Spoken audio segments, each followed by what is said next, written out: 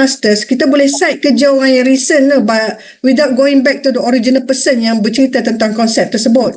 But in PhD, that's why dalam PhD kita tengok orang tulis thesis ni, citation dia banyak. Kalau katalah dia nak present satu konsep dalam satu paragraf, dia buat citation berderet-deret nama yang dia cite, reference tu kan dia cite ada 2, 3, 4, 5 kadang-kadang. Why? Because they have to go back to the original person who introduced that concept. Tu masuk original di situ. Kita kena tengok di mana kita contribute, apa benda yang dia masukkan sebagai kita punya tu original, yang baru, yang tidak ada daripada orang sebelumnya.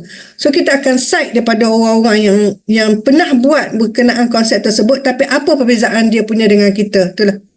Itu yang saya faham awalnya apa itu original. So according to Philip Empu, yang mana saya cari pada tahun 2000 masa tu, dia kata originality can comprise of any one or more of the following lah. Dia kata sama ada is you carry out an empirical work.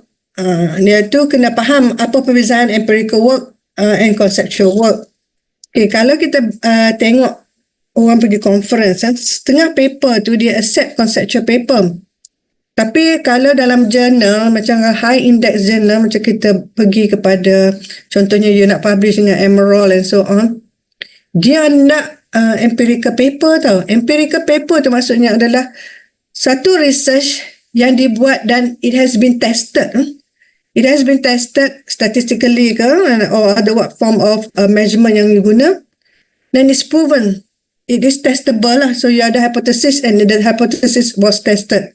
That is called an empirical work. Ada satu lagi ialah konsep, sesuatu yang you conceptualize. Pemikir, philosophers dalam sesuatu area, dia conceptualize satu hubungan antara satu variable dengan satu variable, tapi konsep framework itu belum ditested lagi.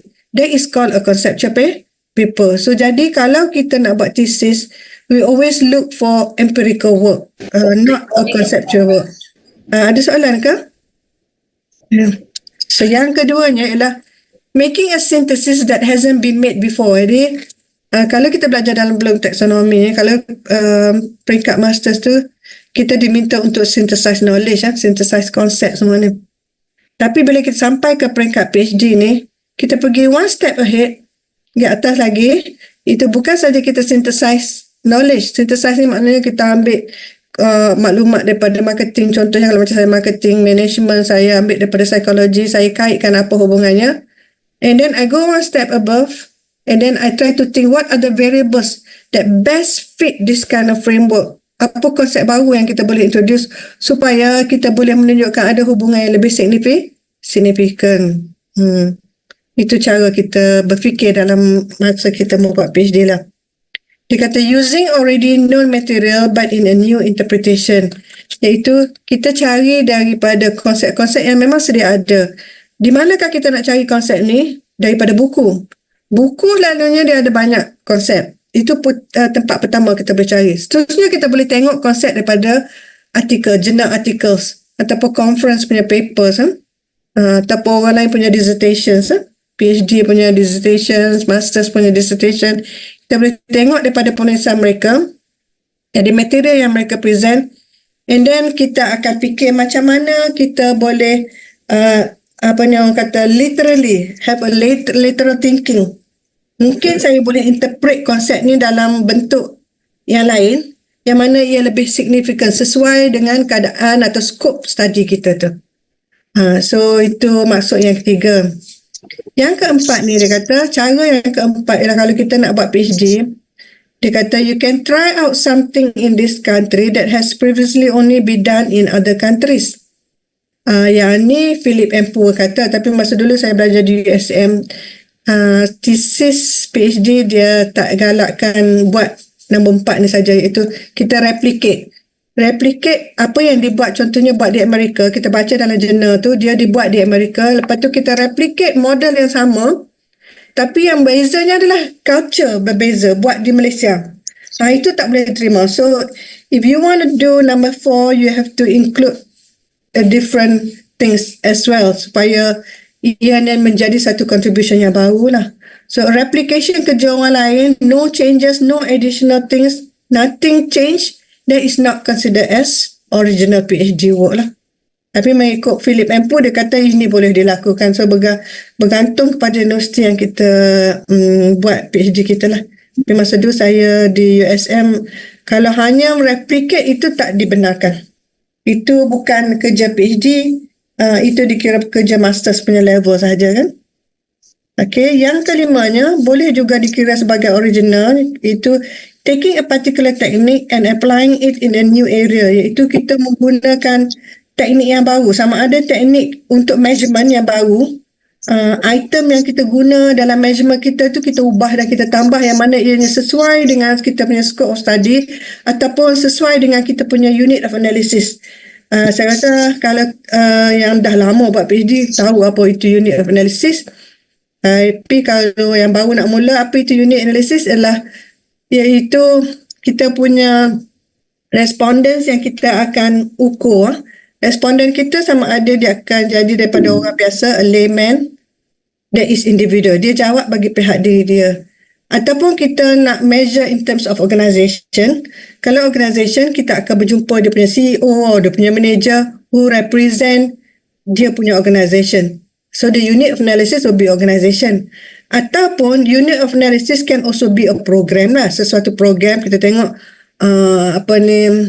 program pengajian sekolah tahun A dibandingkan dengan program pengajian sekolah pada tahun B dan sebagainya. Jadi kita akan tanya orang yang memegang atau berkuasa terhadap program tersebut. Jadi kita akan tanya orang tu lah. But the unit of analysis will become program. So ini yang maksud ini, kita menggunakan teknik yang berbeza lah ataupun kaedah ukuran yang berbeza. Dulu orang buat SPSS, orang ukur cara SPSS, but now people use PLS, AMOS and so on. So kita akan pakai teknik baru yang mana kita akan prove bahawasanya by using a new technique, analysis teknik yang baru, new measurement, boleh menjadi you punya contribution to your PhD. Ini juga boleh dikira sebagai contribution. So kalau kita nak buat yang nombor 4 ni, it has to be an additional of other things lah to make it a PhD work. Kan? Yang keenam, yang boleh kita kata sebagai original work is to bring new evidence to bear on an old issue. Iaitu masalah ni dah timbul dah lama dah. Kita kata masalah ni dah timbul lama. Tetapi suggestion telah dibuat oleh penyelidik sebelumnya. Tapi kita dapati sehingga pada masa sekarang masalah ini masih timbul. Contohnya seperti saya bagi daripada kelas yang selepas, itu konsep trust ni. Konsep trust ni sudah lama, trust kepercayaan, sudah lama dibuat oleh penyelidik-penyelidik sebelum ini. Tetapi kita dapati bahawasanya konsep trust ni masih juga tidak ada signifikansi di tempat-tempat ataupun di culture-culture yang berbeza. Jadi mungkin kita boleh bawa evidence baru, iaitu cara ukuran yang baru atau item yang baru yang mana kita kata lebih sesuai dalam keadaan yang berbeza daripada penyelidik yang asal. Isu yang lama tapi masih tidak boleh diselesaikan. Jadi kita bagi kaedah yang baru. Maka itu boleh juga dikira sebagai originality of your research work lah. Macam kita tengok lah orang sakit kan, kita tengok orang kalau medical perspective, masalah sakit, sesuatu penyakit tu ada dulu dan diberi anecdote to that kind of problem, masalah tu. Tetapi masalah itu masih ada lagi, penyakit itu masih ada lagi. Jadi kita nak introduce a new medicine. The new medicine, a new anecdote to the previous problem could be a contribution of your study. Ataupun cara yang ketujuh dia kata, being cross-disciplinary and using different methodologies. Caranya ialah, kalau kata trust tadi, trust in buying among consumers lah contohnya, kita cross-discipline kerja kita, iaitu marketing, kita campur dengan psikologi. So kita tengok dari segi teori psikologi, adakah teori psikologi boleh mempengaruhi teori marketing dari segi menilai kepercayaan pengguna dalam membeli sesuatu barangan. Trust tadi, faktor trust, kepercayaan. Macam kalau kata di develop country, kalau kita shopping di kalau saya bercakap dari segi perspektif marketing sebab saya area marketing kan, jadi contoh-contoh tu banyak berkaitan dengan marketing lah.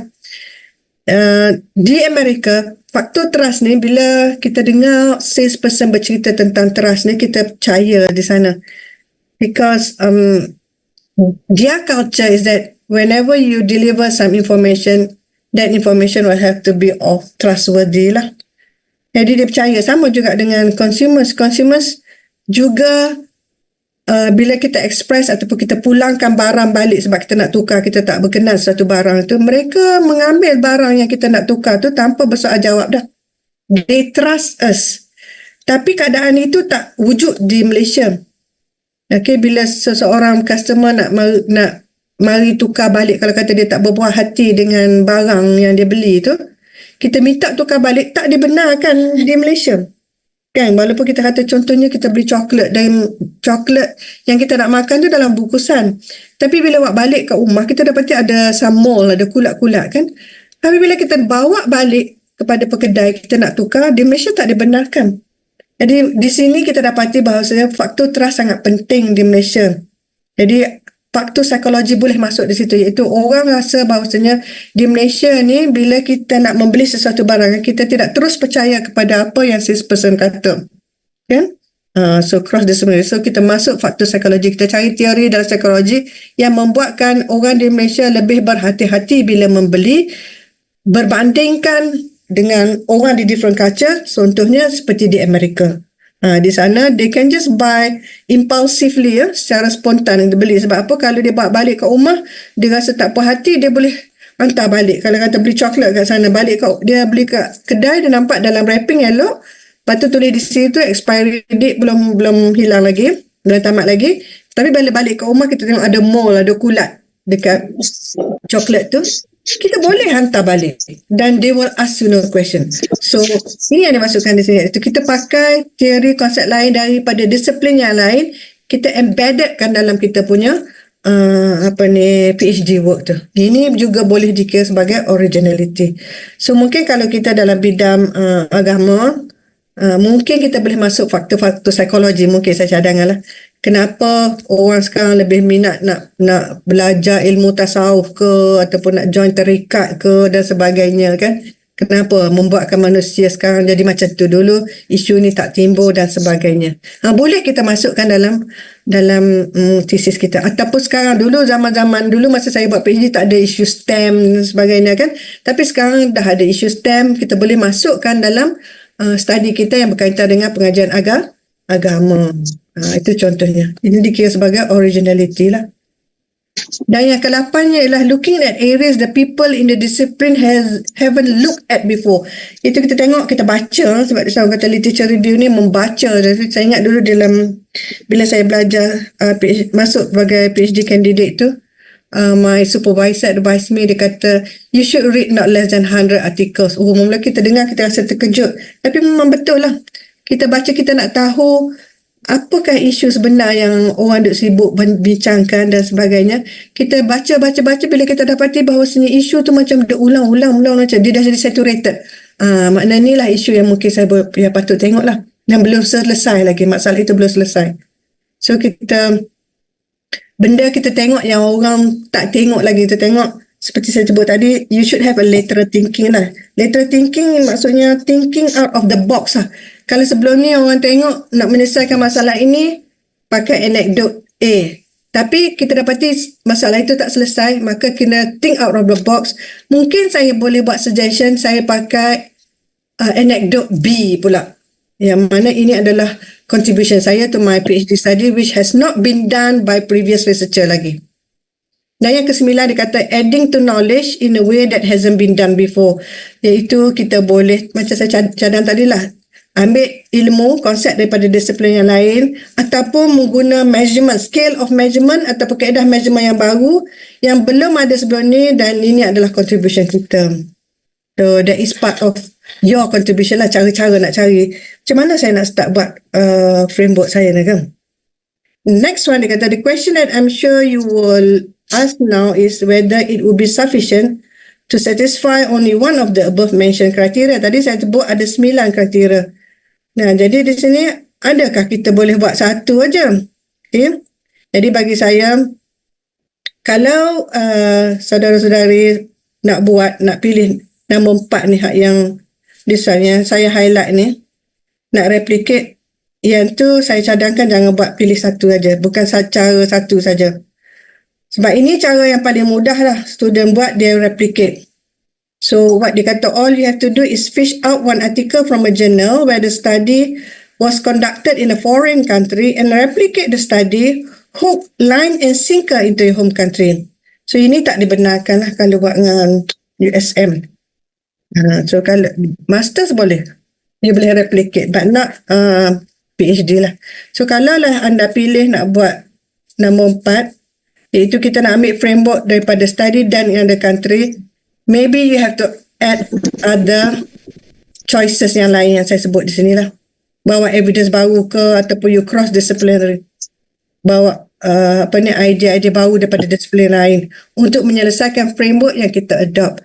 Tapi saya nasihatkan kandidat semua, bila kita replicate, you should always add new concept. Sebabnya daripada replication itu kita dapati research yang lepas tidak semuanya signifikan. Jadi kita akan belajar lepas ni, saya akan terangkan yang mana kita boleh buang, yang mana tak signifikan, dan macam mana kita boleh add benda yang signifikan dalam research orang lain yang kita add dalam study kita. That's how we do it. So kalau tak faham, saya terangkan lagi, boleh tanya lah. Dia kata seterusnya, student may want a quick PhD or take the simplest route. So percayalah, tak ada shortcut lah sebenarnya buat PhD ni. Bukan benda yang mudah. Seperti setengah orang dia ambil aja, dia replicate. Ada berlaku, dia lepas 4 tahun, bila nak pergi Viva, dia kata ni kerja replication daripada kerja yang lepas lah. So tak terima lah PhD, tak terima, dia bagi 4 terus. So kalau kita dah 4 tahun buat kerja, after 4 years kita pergi Viva, suddenly orang kata benda ni dah memang wujud, dah ada sebelum ni. It's not a new thing. So do not take a shortcut lah bila buat PhD. Biar kita bersusah pada awal ni, kemudian kita akan jadi senang masa kita masuk Viva nanti. Satu lagi, bila buat PhD, make sure we get the right problem statement. Kalau kata kita masuk dalam Viva, orang kata the problem with your PhD is your problem statement. Memang mati ya bila dengar tu, boleh pengsan. Sebab apa? If you work on the wrong problem statement, the whole thesis is wrong. So, apa yang kita perlu ingat ialah there are 2 things here. Satu adalah symptoms of the problem. Satu adalah the problem statement itself. Kebanyakan orang tersilap, dia buat on the symptoms of the problem, petunjuk pada masalah. Macam contoh kita pergi jumpa doktor kan. Doktor sebelum bagi obat, dia dah akan diagnose kita. Okay, doktor perubatan, dia diagnose kita. Dia akan tanya, ada apa masalah apa? So kita kata, saya muntah-muntah. Lepas pernah jadi dah. Apa dia tu? Dia ada masa. Macam mana? Tanya saya. Adalah pukul 10.30.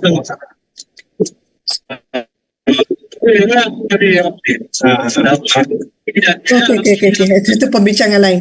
So let's go back to our class ni tadi. Apa saya cerita tadi?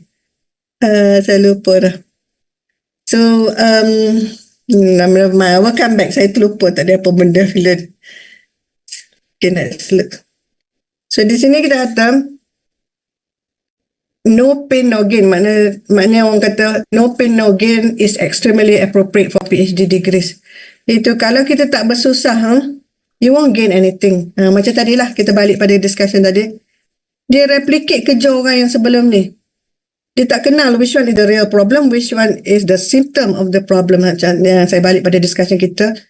Doktor tanya kita apa penyakit, kita tak tahu. Saya muntah-muntah, saya pening kepala. Muntah-muntah pening kepala tu is symptom. That is not the actual problem. Kan? So, kalau kata kita work on the symptom saja, will the problem come back? Ya, problem tu akan recur balik. Tak selesai masalah tu. So, bila doktor tanya, muntah, sakit kepala, dia buat diagnosis. Iaitu try to find out what is the actual problem from the symptom mentioned by the patient. So perjalanan kita, kadang-kadang kalau kita buat PhD ni, kita nak come up with a framework, ada ketika kita tersalah. We work on the symptom. We are not working on the actual problem. So at the end of the day, bila examiner tanya, dia kata, apa dia masalah you ni? So you try to explain. Examiner kata, I think you got the wrong problem statement. problem statement ni benda lain. You discuss benda lain, you buat benda lain. So you bagi solution to the wrong problem. So the whole thesis is wrong lah. The mistake is that the problem is always with other people. So dalam buat PhD ni, kita selalu salahkan orang. Bila kita tak jumpa kita punya problem statement tu, kita salah supervisor kita salah universiti kita salah friends kita tahu kawan lah yang sebut macam ni, macam mana. Macam kita kata. Tapi we never say the problem is with ourselves. Itu kalanya berlaku lah, kita tengok. Orang yang saya perhati dulu lah, orang yang buat PhD lama sangat tu, sampai 11 tahun dan sebagainya. They never see the problem as themselves tau. Dia tengok, dia selalu salahkan orang lain. So bila orang lain sebut, kita kena balik tengok, apakah sebenarnya problem statement yang saya buat ni betul atau tidak ni? So caranya kalau kita tak boleh nampak sendiri, kita cuba bertanya pada supervisor kita. Selalu supervisor kita dia tak akan terus bagi jawapan. That is normal. Because it's not his work or her work tau. So kita sendiri kena pergi baca sebanyak-banyaknya dan try to find out what is the actual problem. Jadi kita pergi tanya dengan siapa yang boleh share knowledge, apa beza symptoms of problem dengan the actual problem. So ini saya rasa you boleh bincang dengan supervisor. Kalau you nak tanya saya pun boleh lah. So kadang-kadang student dia tak nampak, dia ingat, oh ini sebenarnya I nak buat. Bukan. So bila kita buat thesis ni, the center of the thesis is problem statement, bukan benda yang mempengaruhi problem. Kalau sudah baru mula-mula buat PhD, memang dia akan work on different thing. Dia tak tahu apa dependent variable tu. So kalau kata problem statement yang kita belajar ialah is our dependent variable.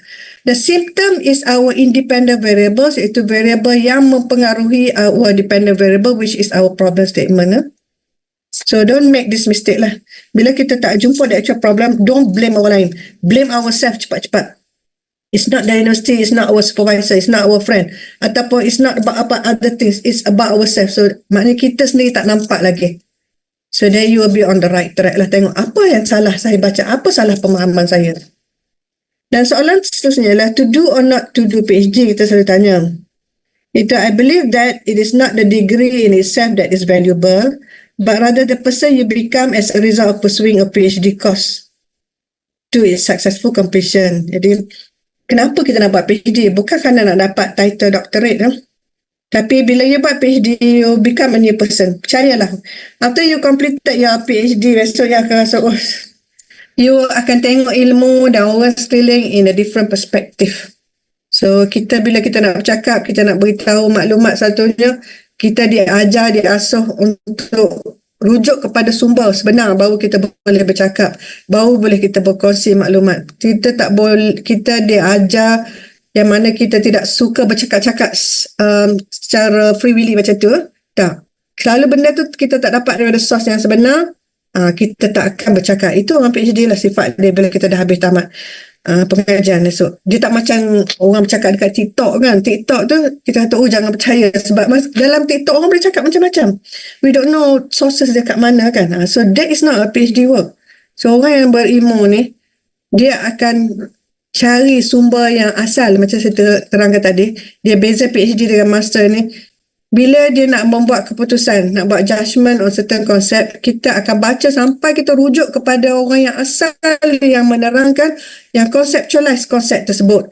Barulah kita percaya, betul definisi ini seperti apa yang telah dibuat oleh orang-orang sebelum ni. Sebab orang sebelum ni dia rujuk pada orang yang sebelum ni, sehinggalah kepada orang yang asal yang introduce konsep tersebut. Tak seperti kalau kita buat master, seperti yang saya terang tadi, dia boleh rujuk, you cite, as cited in orang punya study yang macam tu. The master dia macam tu. Tapi kalau dalam PhD kita kata satu konsep, dalam references kita tu akan cite semua yang buat menerangkan tentang konsep itu sehingga kepada orang yang asal tu. So dia panjang, ada 2-3 nama dalam citation kita tu. Secara dia kan. Thus, it's not the paper certificate or even the thesis in itself, but rather the person you become as a result of the successful pursuit of the PhD that is important. Itu what makes of us, apa yang berlaku pada kita selepas kita buat PhD. You are a person with more knowledge, value knowledge, and you perceive things in a more logical way. Kita tak boleh kata terima maklumat tu seadanya dan pas maklumat tanpa rujukan yang asal. Dan kita percaya satu maklumat itu berharga bila mana kita dapat sumber yang betul. Tu baguslah, dia macam dalam Islam lah. Dilarang menyebar perkara yang tak betul. Sebab dalam Islam pun kata menyebar benda yang tak betul tu sudah ada fitnah, satu dosa yang besar. Dia mengajar kita. Bila kita dah habis PhD, kita tahu, satu maklumat yang saya terima ini, saya tidak boleh sewenang-wenangnya pass to another person atau tell to the public without the actual resources. So PhD teach you frame your thinking in a manner whereby when you write and you say something, it has to be cited. It's a cara menulis thesis dan cara menulis jurnal. It is framing yourself. In verifying whatever you say will have to be backed up with actual sources. Itulah ada citation. Dalam buku agama, pasal kata orang belajar agama, dia ada citation. Daripada Bukhari dan sebagainya. Dia kata daripada Imam Syafi'i, dia kata macam mana, dia tak kata tulis. A hearsay is not a hearsay. PhD is not a hearsay. Saya rasa orang ni kata, saya dengar orang ni kata no. That is PhD work. So, bila kita dah habis PhD, kita rasa, ilmu ni sangat luas. Sangat luas dan kita pandai mencari ilmu sendiri tanpa bergantung kepada orang lain. That's what PhD does to you. Kita tengok ilmu ni dalam perspektif yang sangat luas. Because sesuatu konsep, bila kita buat satu tesis, konsep itu perlu di-generalize kepada skop yang lebih luas. Dia tak seperti masters. Masters, kalau kita buat satu konsep, kita buat dengan satu company itu saja. Tak generalize to other company yang mungkin buat bisnes yang sama. Tapi PhD tak boleh macam tu. So di sini kata road to success, there's no quick way to success or riches, but you can still get there one step at a time. So jangan risau. Kalau kita nak dapat PhD, sama ada cepat atau lambat, no worries. Itu bukan kriterianya. Yang pentingnya adalah the knowledge you gain as you go along sehinggalah kita dapat PhD.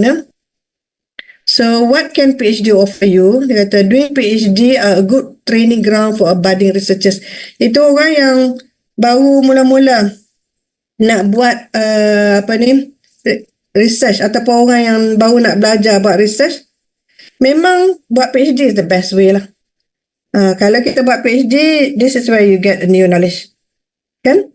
Macam saya beritahu awal tadi, saya tertanya-tanya macam mana nak buat research ni, saya tak kerti macam mana nak tulis artikel. Do your PhD, then you know how to do research, kan? It is also a test of whether you have the necessary intelligence. Itu kita kalau bila kita dah habis sampai masters tu, memang you have the right, you have the intelligence lah. But not only intelligent, we have to work smart and swiftly, cepat cakap. Sebab ni ilmu ni dia cepat berubah. So kalau kita tahu sesuatu perkara tu dan kita delay sampai 11 tahun buat PhD kita, by the 11th year dah kita mungkin candidature dah nak tamat, barulah kita nak start buat, what happen? There be a lot of other people yang dah buat area yang sama, so it's no more new. So kalau kita buat PhD, kita dapat satu ilmu, cepat-cepat kita tulis dan kita conceptualize dia dan kita present idea kita itu. Itu sangat penting kan? Yang kedua ialah you have to have the right personality lah. Personality di sini ialah, saya dulu masa saya mula-mula masuk buat PhD, orang kata it's a lonely journey. Benda ni kita kena buat berseorangan. Tapi saya belajar, kenapa harus saya berseorangan? How can I gain knowledge kalau it's a lonely journey, it's about me saja? No, I have to make friends. Why do you have to make friends? Then you get new opinion. Kita belajar daripada kawan sebenarnya. Macam juga orang yang tahu banyak bahasa.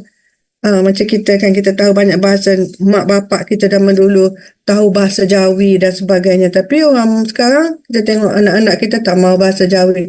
Sebenarnya bagus kan. Kita tahu bahasa Jawi, kita boleh baca-baca buku yang ditulis dalam bahasa Jawi, lagi banyak ilmu. Kalau kita tak tahu bahasa Jawi, kita hanya boleh baca dalam bahasa Malaysia yang biasa ni. Lebih, mana ilmu tu kurang lah. Kan, lebih banyak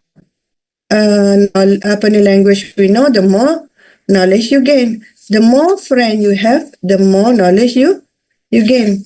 So saya selalu nasihat, iaitu kalau di USM dia ada PhD room. Pergilah kat bilik tu dan buat baiklah dengan rakan-rakan yang tengah buat tesis PhD mereka. Bincang dengan mereka, bercakap dengan mereka, dengar apa ni, luahan mereka dan sebagainya. Di situ kita boleh dapat idea lah. Ataupun cadangan. Sebab mereka melalui proses tu sebelum kita dan dia akan mungkin akan buat silap. Dia akan bercerita pada kita. That is a knowledge for you. Kesilapan orang lain, bagi saya, bila saya dengar orang lain punya kesilapan, itu maklumat baru bagi saya. Saya jangan ulang lagi apa yang dia buat. Ataupun dia ada buat benda yang bagus, dia pun share. Kita mungkin boleh tengok contoh dia dan kita boleh buat benda yang sama kan.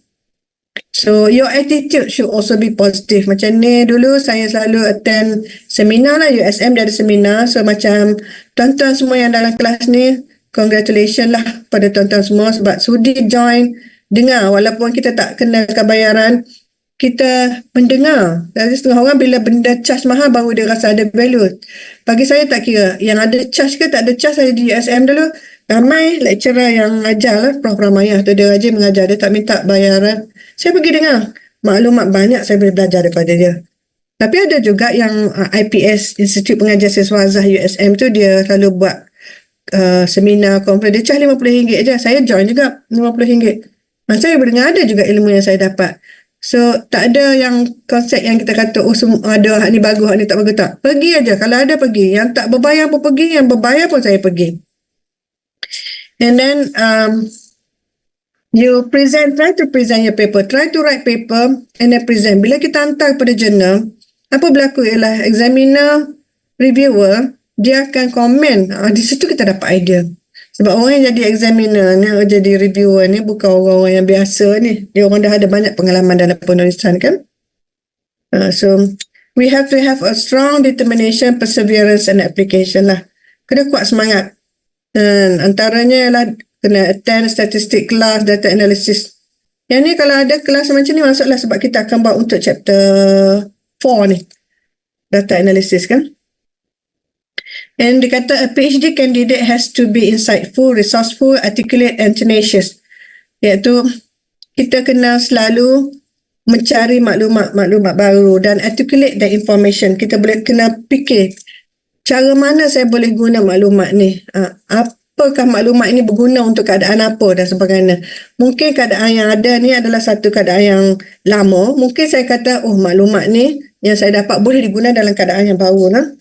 So, kita adhere closely to instructions and so on. Kena dengar lah orang bagi apa benda maklumat tu, kita dengar lah. Kan? As uncertainty is inherent in doctoral program, a tolerance of ambiguity is a prerequisite for successful research work. Selalunya bila kita buat PhD ni banyak benda uncertain. Jangan terkejut lah. So, benda ni tak pasti, tak okay. Tapi, jadikan benda ni yang benefit us. Benda yang uncertain, I go and look for information to give a certain answer for that uncertainty. That could be my contribution. Kita tengok orang kata, benda ni, tak tahulah macam mana ni answer ni boleh jadi tak signifikan dalam research yang sebelum ni. Jadi saya baca jurnal ni, saya baca sampai dia punya research outcome tu. Supaya saya boleh tengok hak mana yang uncertain, yang belum dibuat dan tak signifikan. Dan kita mula berfikir, kalau tak signifikan, variable apa sebenarnya yang ada kaitan? Kan, kita baca lagi. Ini cara kita build up kita punya framework. Dan seterusnya, I feel that if your future aspiration is to become an academic, kalau kita nak jadi lecturer, pengajar dan sebagainya, so PhD is a desirable lah. Dia bukan saja essential, memang sangat diperlukan lah sekarang dalam dunia sekarang. So, saya salute lah kepada kandidat yang ada hari ini kerana sanggup meluangkan masa untuk menyambung dan mencari ilmu baru, menyambung peringkat PhD. So, seterusnya ialah dia kata, what is the life of PhD student really like? Dulu kalau kata PhD ni, kita ni macam prisoner dalam ivory tower di universiti. To me, saya rasa, this is not a lonely journey. Bagi saya bukan berseorangan, macam saya sebut tadi, kita kena berkawan. Create more friends, create more contact. Friends ni bukan saja orang yang sama PhD kita. Go and make friends with lecturers, professors and so on. They can share information with you. Jangan rasa malu. Selalu berada dalam bilik PhD ni. Ni kalau kata kalau rakan-rakan dalam ni ada dengan UUM, saya rasa UUM pun ada lah bilik PhD dia. Atau mungkin dipanggil nama lain. Go there and mingle with people. Walaupun kita buat part time, please go there and get to know your friends yang buat PhD. Dia akan ada banyak kontak. Ni panggil networking lah. Dan ni saya kata ialah saya join kelas Prof Ramaya. Yang mana Prof Ramaya ni dia memang bagus. Dia pakar lah dalam research methodology dengan analisis. Itu saya belajar sebab supervisor kita dia kata saya tidaklah cekap seperti Prof Ramaya yang selalu update dengan analisis dan sebagainya yang terkini. Dia kata by all means, dia kata pergilah join kelas dia. Saya join lah. Saya di sana USM dia ada setiap hari Isnin lah, saya join Prof Rahman, seorang lagi di PJJ department yang blok depan tu. Dia ajar statistik sebab masa saya buat PhD tu dah 16 tahun lah. Kita last buat masa kita form 4, form 5 betul kita pergi Sabah belajar. Jadi kita belajar statistik dah lama sangat. Ada benda baru yang kita pun mungkin lupa kan. Workshop USM pun dulu saya join. Masa dulu murah lah, memang murah lah, RM50 satu workshop untuk 3 hari, sangat murah lah. Sekarang mahal, tapi ada juga yang tak berbayar lah. Boleh join kelas yang macam yang Persatuan Sarjana buat ni. Dan join kolokium lah. Kolokium, kalau ada kolokium, Persatuan Sarjana buat kolokium, don't ever miss that kolokium. That's where we learn and share knowledge. Knowledge is something that you share, bukan kata kita duduk berseorang. Kita tak boleh duduk berseorang and produce new knowledge. Impossible. You read and then you kata, oh, I dah nak produce new knowledge. No. We share in a colloquium so that people will give you ideas kat mana tak betul dan sebagainya. Then you introduce new knowledge. Dan saya juga sarankan anda untuk present dalam conference lah. Kalau ada conference, take an opportunity to present. Sekarang conference mahal. Saya tahu conference kan mahal. Mungkin Persatuan Sarjana boleh buat conference jugalah. Kita boleh cadang pada Dr. Nick. Buat conference dan semua orang present, dan kalau tak silap baru ni kami ada dinner bersama semua profesor dari Kelantan. Orang Kelantan ni bijak-bijak. Dia ramai profesor baru ni. Yang tak sempat datang pun ada, tapi yang datang tu pun ramai. Kita boleh minta mereka jadi examiner dalam conference atau colloquium ni yang mungkin sarjana boleh buat. Dan kalau ada profesor in your area, dia boleh tolong komen lah. Itu caranya kita boleh perbaiki framework kita kan. So ini good strategy lah. Nanti pelajar-pelajar kandidat dalam grup ni boleh minta Dr. Nick buat conference, internal conference, panggil all the professor yang ada dalam persatuan ni baru ni yang dinner kita buat 19 hari bulan tu. Minta mereka bagi komen. Saya rasa mereka memang join dinner itu untuk memberi khidmat kan. Semua orang kata dia sanggup bagi khidmat secara percuma. Boleh dia komen supaya you boleh upgrade. Itu cara dia buat conference, buat colloquium sekerap mungkin supaya kita cepat boleh baiki kesilapan kita kan. Dulu masa saya student, dulu supervisor saya ni co-supervisor lah. Dia nampak saya macam very highly enthusiastic sangat nak cari framework, nak present. Dia ajak saya present dekat DBA student ni, doktor. Saya buat PhD, dia ajak saya present dekat DBA student. DBA is Doctorate Business Administration. Berapa bulan je saya join tu, dia dah ajak saya present. Saya present lah. Mula-mula student tu kata, ingatkan saya nak viva? Tak. Saya kata belum viva, saya baru start tapi saya nak present. You all tolong komen. Dia orang kata, oh, you buat macam ni. Kata, ya.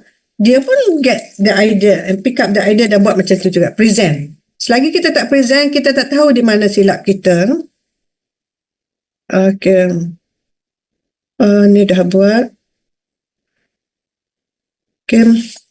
Ni strategi-strategi yang saya ambil hari tu, iaitu macam mana saya nak mulakan PhD work saya ni. Saya attend ni ada student Palestin ni, Majdi ni student Palestin. Dia buat finding defense dia pada pertengahan tahun 2004. Masa ni saya tak start lagi PhD lagi. Saya pergi ke USM. Sebab saya tengok dia 2,5 tahun, dia dah boleh habis dia write up dia. So dia kata, buat gancat lah. Buat gancat and follow your schedule. Strictly dia kata. Dia tahu kan gancat. Kita punya time against apa yang kita nak buat. So kalau kata dalam 2 bulan dia kata dah kena buat proposal, dia strictly follow. 2 bulan kena siap proposal. Macam tu kita boleh cepat habis. So kalau kita biarkan ikut arus saja, you cannot finish on time lah. So saya cadangkan kalau buat yang baru nak masuk belajar tu, try to defend your proposal between 1 year to 1.5 year lah. Setelah kita register our PhD. Supaya kita ada masa untuk buat correction. Masa kita defend our proposal tu, kita ada banyak masa lagi untuk buat correction dan kita redefend balik lah. Tapi sekarang saya dapati setengah universiti dia bagi 2 kali aja. Kalau kali yang kedua, you defend, salah dia buang je. So tak bolehlah pakai strategi ni sepenuhnya. Tapi saya cadang, jangan defend dalam proposal defend, tapi you present your work dalam colloquium, dalam seminar dan sebagainya, biar orang tunjuk kat mana salah, then we can go and do correction and come back, and when we are sure that proposal itu dah complete, maka kita submit for defend proposal lah. So ini cara dia, iaitu saya masa mula-mula tu, sebelum saya start PhD lagi, sebelum saya register USM, baru sebelum setahun lebih tu saya dah start ikutlah kelas di USM. Saya masuk dengan orang lain buat presentation dan sebagainya. Bila saya dah yakin, baru saya bayar lah start register dengan USM. Jadi saya tak rugilah masa cara tu. Okay. Apa beza PhD dengan master thesis? So PhD selalunya dia punya in terms of words tu lebih banyak daripada thesis lah, lebih panjang lah, 150 muka surat tak silap saya. Dan metodologi yang kita pakai itu adalah metodologi yang baru. Kita tak boleh replicate. Kalau orang buat konsep yang sama, kita tak dinasihatkan replicate metodologi yang sama juga. Kita kena pakai metodologi yang baru. So maksud metodologi baru ni bukan maksudnya kita kena create new statistic. No. What we mean here is that you can have new items of scale of measurement untuk konsep yang sama, tapi scale of measurement dia berbeza. So you cannot 100% replicate daripada yang lepas lah. Kan? Dia tak boleh dilakukan lah. Ini hanya untuk masters. Dan in terms of sample size, kalau PhD ni dia kena generalize to a bigger population. So sample size ni lebih besar daripada masters. Dan masanya adalah between 2.5 years to 7 years lah. This is for full time. Kalau part time dia boleh pergi sampai 11 tahun lah candidature dia. Maknanya kalau 11 tahun tak boleh habis, 7 tahun tak habis lagi, you kena apply untuk buat part time lah. And in terms of their depth and width, so dia punya konsep tu dia narrow, tapi kita akan selidik secara mendalam. Tapi kalau master dia punya konsep tu, dia punya fokus lebih luas, tapi shallow lah. Ini beza PhD dengan master. Okay. Yang ni saya sebut tadi, itu model kita. Model ni maksud framework kita dia kan. Framework kita tu dia, the model should be able to generalize to a broader perspective lah. You tak boleh fokus dalam fokus yang kecil aja. Itu master's punya kerja. So dia kata ni, another distinction between master's thesis and PhD thesis is the level of analysis.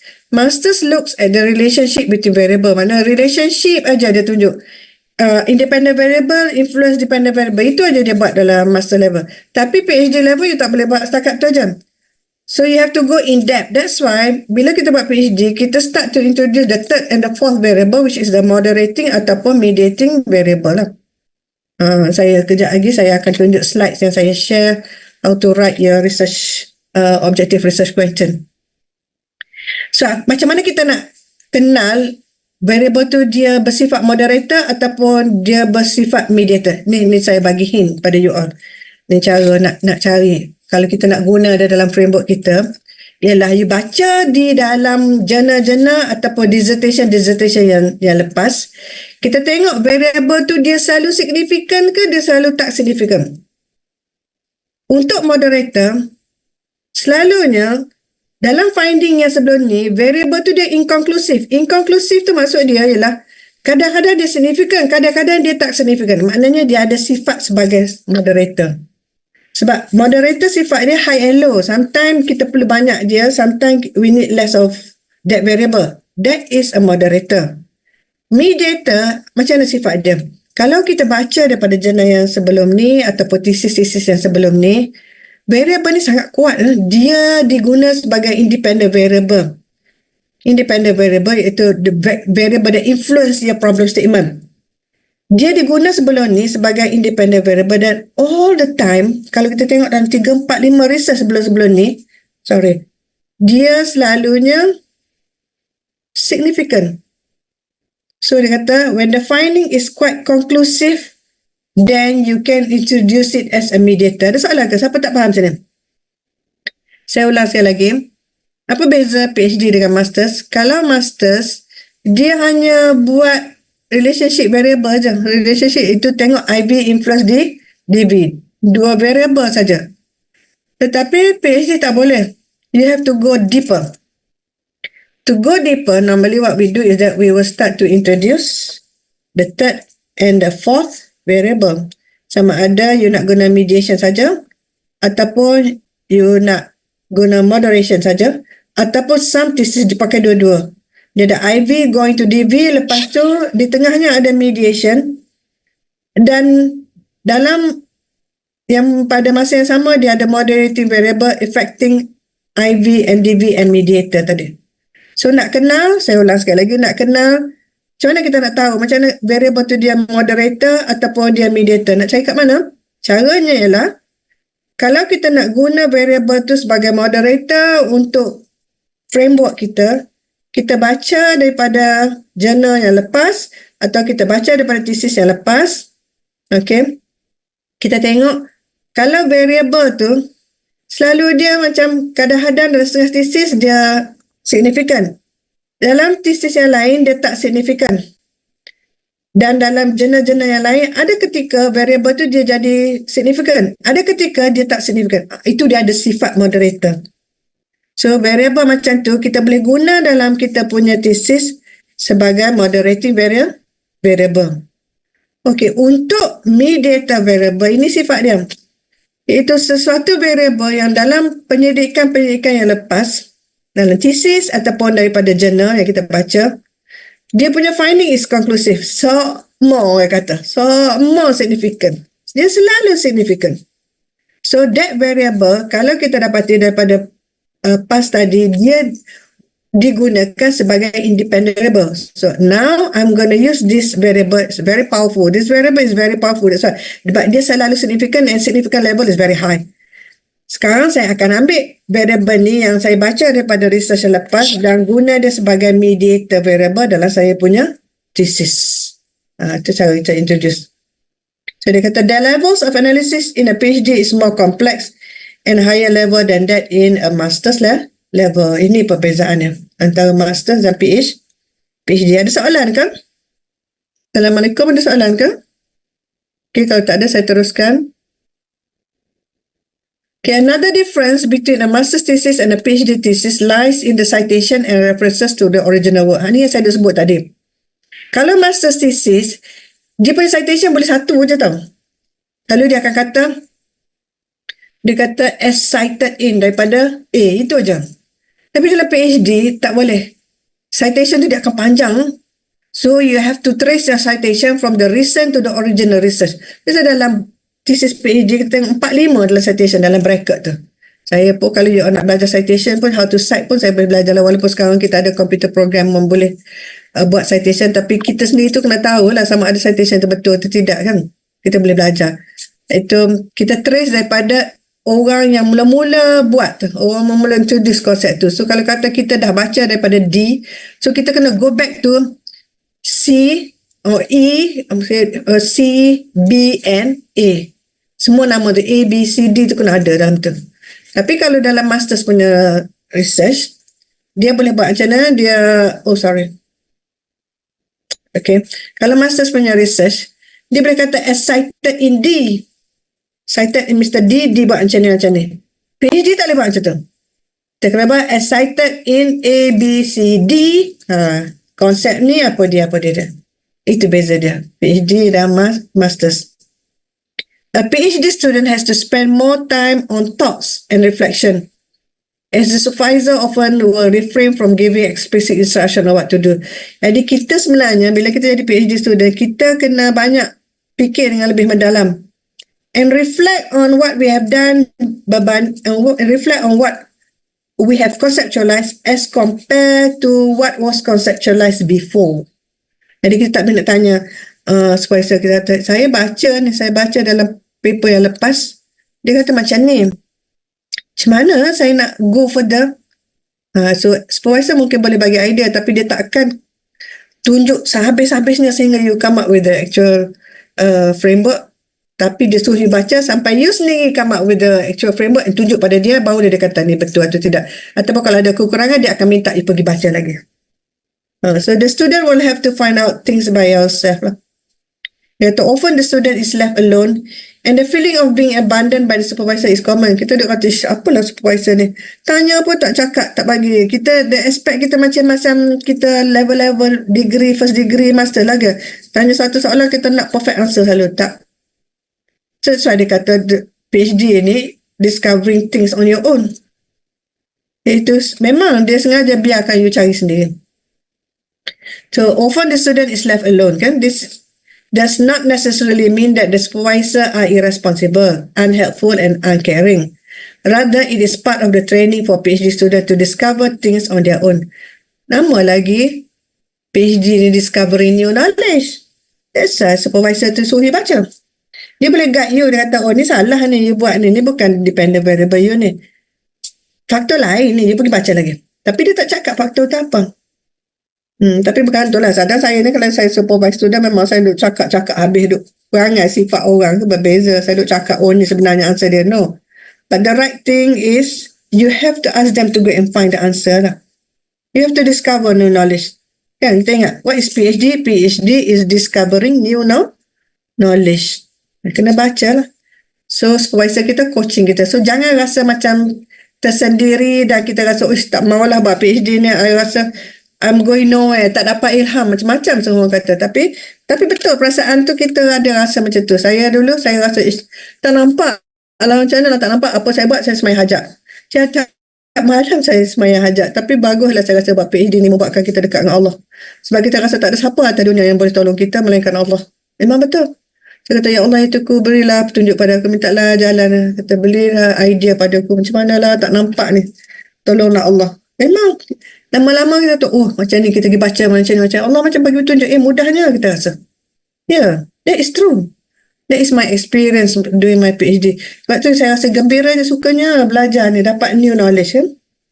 Kata, the objective of PhD course is to train you to be an autonomous, orang yang independent, professional researcher. Not an official research assistant. Ingat, research assistant, profesor dia guide, buat ni, buat tu. Yang lepas ni buat analysis. Analysis ni macam ni. Mana I check betul ke tidak. Itu research assistant. PhD student, you sendiri pergi belajar. Lepas tu pergi belajar macam mana buat analysis pun. Supaya kita tak ajar. Kita yang pergi cari ilmu tu. That is PhD lah. Okay. So, cadangan saya ialah, macam mana nak pilih topik untuk research kita, untuk PhD kita ialah, cari yang you ada interest lah, yang pertama. Do a topic that you have an interest in it. Jangan buat topik yang you rasa beratnya, I tak minat topik ni. Kan ada setengah topik tu kita tak apa suka. So, jangan buat benda tu. Buat yang kita minat. Dan yang ada future aspiration lah. Topik ni yang ada future aspiration. Selalunya yang ada future aspiration ni kita kait dengan apa yang orang tengah bincang sekarang. Benda apa yang tengah orang bincang sekarang. Macam contohnya kita kata, China kan. Dia sekarang strategi bomb and so on. Kita kata, China is very advanced in technology and so on. So my aspiration is that I want to work on China punya strategy in advancing their knowledge. I tak nak tengok US dah. Sebab US ni tak ke belakang dah. Dulu orang duk tengok kat tu. So kita tengok benda-benda yang baru. What inspire you to create new knowledge? Sebab kita sekarang nak mencari ilmu, kita semua nak pergi kepada China. Kalau marketing, kita nak tengok China sebab dia memang advanced in e-marketing. Very advanced technology dia. Jadi kita tengok kepada benda-benda yang boleh aspire kita. Dia mungkin kita nak buat konsep yang ada kaitan dengan apa yang China tengah buat sekarang tu. Bacalah anything about what China is doing. So yang ketiga ialah the market demand. Apa yang orang demand sekarang? Variable apa? Isu apa orang demand? Kalau kata dalam education pasal STEM ni, STEM kan? That is the orang that in demand right now lah. That is a very interesting subject you should work on. And also you can work on past education and experience. Yang mana yang lepas, orang dah buat tapi benda tu tak efektif, and you want to introduce yang new one. Setengah orang suka buat yang past, setengah orang suka buat yang hak future. Bergantunglah tanya diri sendiri. Kata setengah orang dia tak suka buat hal lepas-lepas, malah dah nak baca hal lepas dia orang buat. Dah banyak baca sampai 100 jurnal, duk find variable, tak ada yang 100% boleh find a very significant variable. I don't want to work on it anymore. I want to work for future one yang belum ada lagi. Maybe I can contribute something. Boleh juga. Itu cara dia. So, tanya diri sendiri whether I want to work on something yang give me a future aspiration, or I want to work on base something yang past orang dah buat tapi tak ada jawapan yang tepat. Jadi saya nak bagi jawapan yang tepat dalam tesis saya. Boleh juga.